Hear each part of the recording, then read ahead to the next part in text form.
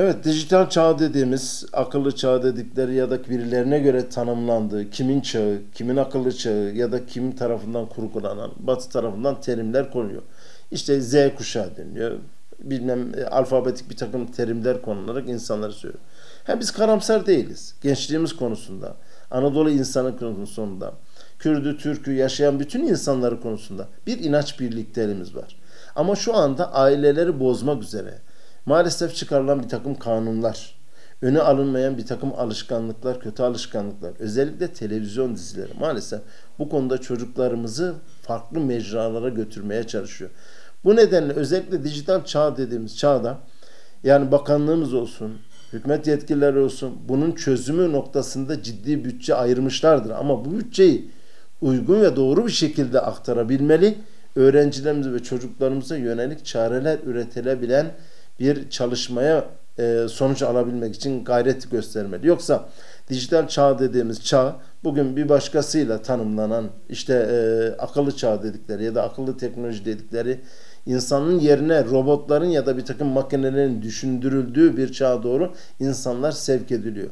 Bu nedenle de özellikle düşünmeyen, itaat eden, kurgulanan, koyunlaştırılan bir toplum dünya Siyonizmi açısından da kullanılabilir bir neba haline gelir. Bundan dolayı da özellikle bütün toplumun dikkat etmesi lazım. Uzun yıllardır bizim televizyonlarımızda, özellikle internette milyon dolarların olduğu bir çizgi film ya da filmlerle ya da oyunların döndüğünü görüyoruz. Küçük çocuklarımıza maalesef daha çocuk 5 yaşındayken çocuklarımızın eline telefonu veriyoruz. İnterneti sınırsız veriyoruz. Çocuklar yani girdikleri parmak hikayesiyle girdikleri yerlerde bir süre sonra çok aşırı derecede bazı filmlerde, bazı görsellerde aşırı derecede şiddet eğilimli oluyorlar. Bunu ispat edebilmek için ya arkadaşına, ya çevresine, ya da evde, ya da başka konularda maalesef bu konularla ilgili kendini ispat etmek için yollar arıyor. Şimdi biz özellikle Japon'un, Alman'ın ya da işte yıllardır ismini vermeyeceğim bir takım çizgi filmler çocuklarımıza izletiliyor. Bunlar Batı'nın kahramanları. Aslında bizim kendi kahramanlarımız var. Yani Selahaddin Eyyubi'den tutun Fatih Sultan Mehmet'e kadar, Akşemseddin'e kadar, ne bileyim Ulubatlı Hasan'a kadar, Gazi Osman Paşa'ya kadar. Yani o kadar çok bizim materyalimiz var ki. O kadar çok kaynağımız var ki. Ama bunun ciddi anlamda özellikle çizgilendirilmesi, oyunlaştırılması, kendi kültürümüzde yoğunlaştırılması lazım. Yoğunlaştırıldığı zaman inanıyorum ki bu sonuç alınabilir. Yoksa bugün Japon'a hayran olur çocuklar. Öbür gün bir başka ülkenin çizgi filmine ya da filmine ya da oyununa angaja olur ve ilginç olan bazı anne babalar da bu oyunların içerisinde çok vakit kaybediyor. Saatlerini unutuyorlar. Bazı çocuklarımız var akşam bir oturuyor. Neredeyse sabah gün doğana kadar bu oyunların içinde kendini kaybediyor. O zaman bu çocuğun uykusu kalmaz. Sindirim sistemi bozulur. Beslenme dengesi bozulur. Bir süre sonra bu çocuk agresifleşir ve bambaşka bir sonuç alırız. Bundan dolayı da bu konularla ilgili etkili ve yetkili olan insanların sadece konuşması değil, muhakkak tedbir alması, yöntem bulması, çare bulması gerekmektedir.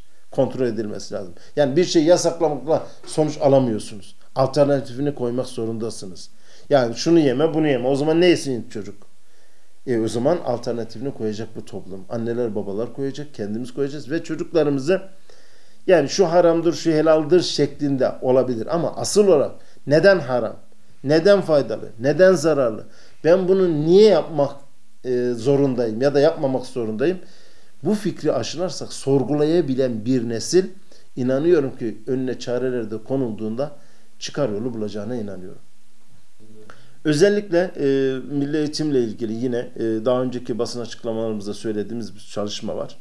Şimdi maalesef bu Avrupa Birliği projeleri ya da Türkiye'nin entegrasyon meselesiyle hükümetlerin devam ettirmiş olduğu çalışmalar Avrupa Birliği ile ilgili yapılan çalışmalar şu ana kadar bize olumlu adım attırmamıştır. Olumlu sonuç da alamadık. Yani biz onların dizayn ettiği bir sistemle yol alamayız. Biz kendimize ait ama ciddi anlamda diyorum. Sadece göstermelik, işte bakanlıklara göre hareket edilen ya da günü kurtarmak için hareket edilen çalışmalardan vazgeçilmeli. Özellikle Avrupa Birliği projelerinden vazgeçilmeli ki bu çocuklarımızı kendimize ait projelerle destekleyelim Bir de her taraf proje oldu. Neredeyse Türkiye projeler çöplüğü. Uygulama noktasında eksiğimiz var. Herkes bir şeyler yapıyor. Ama buna ayağımız yere basan, bu topluma faydalı olacak az ama öz ve faydalı çalışmalara adım atmak zorundayız. Okulların tabii başka sorunlar var. Milli eğitim başka sıkıntılar var. Bunların da çözülmesi için tez zamanda gayret edilmeli diye düşünüyorum. Teşekkür ederim vakit ayırdığınız için.